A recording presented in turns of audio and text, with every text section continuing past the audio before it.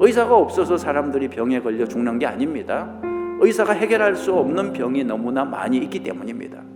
세계 제일을 자랑하는 미국이 지금 코로나 바이러스 때문에 생업이 중단된 상황입니다. 전쟁 때도 이렇지는 않았다는 거죠. 미국에 전문가가 없어서 이런 일을 당한 게 아니지 않습니까? 여러분, 전문가도 모르는 게 많이 있습니다. 우리가 전문가만 의지해서는 안 됩니다.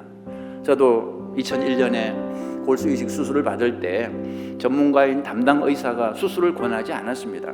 성공 가능성이 30-40%밖에 되지 않는다고 하면서 그냥 이대로 사는 날까지 사는 게 좋겠다, 이렇게 은근히 암시를 했습니다. 그냥 그대로 살면 1년을 살지 2년을 살지 알 수 없는 상황인데, 전문가 의사는 그게 최선이라고 생각했습니다. 전문가의 말을 무시할 수 없으니까 심히 고민이 됐습니다. 수술을 받을 것인가 말 것인가 심히 고민이 됐습니다. 그런데 기도한 결과 하나님은 수술을 받으라 그랬습니다. 과거 10년 동안은 아무리 기도해도 수술을 받으라고 말씀하시지 않았는데 2001년에 와서 이제 수술을 받으라고 확신을 주셨습니다. 전문가의 말을 들을 것인가 하나님의 말을 들을 것인가 심히 고민이 됐죠. 저는 그때 하나님의 말을 듣기로 결심했습니다. 수술을 받겠다고 의사에게 말했습니다. 수술은 성공적으로 끝이 났습니다. 그러자 의사가 말하길 이렇게 결과가 좋을 줄 자기는 몰랐다 그랬습니다. 오늘 성경에서 백부장의 잘못이 무엇입니까? 전문가만 의지했다는 것입니다. 하나님의 말을 듣지 않고 전문가의 말만 들었다는 것입니다.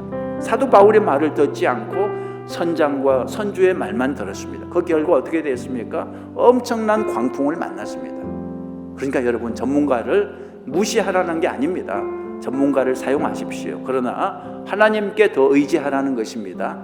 의사도 찾아가십시오. 그러나 하나님을 더 많이 찾아가라는 것입니다. 전문가 때문에 하나님을 거역하는 인생이 되지 말라는 것입니다. 사도행전 5장 29절 보시죠.